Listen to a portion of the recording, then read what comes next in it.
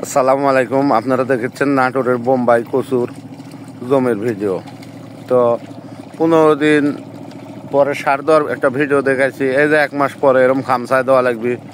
তো বোম্বাই কচুটা আপনারা সবাই যারা চাষ করবেন এরকম একইভাবে জমি খামসায় দেবেন। খামসায় দিয়া তারপর ভর্তি ঘাসগুলো হয়ে গেলে পারে আপনারা আবার সার দিতে পারবেন।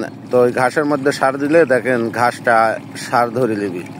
আর এখন এই যে খামসা দেওয়ার পর ঘাসটা একবারে নিশ্চিহ্ন হয়ে যাচ্ছে। ঘাসটা নিশ্চিহ্ন হওয়ার পরে সার দিয়ে দিলে কচুটা খাইতে পারবি।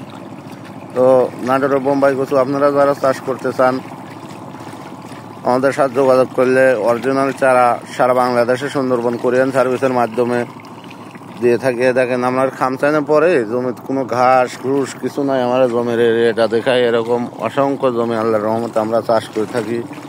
তো আমরা এই জমিটা আগুন লাগাইছি। আর পরবর্তীতে আরও সপ্তাহখানেক পরে কিছু জমি চাষ করব, সেটা লাগাবো। আসসালামু আলাইকুম।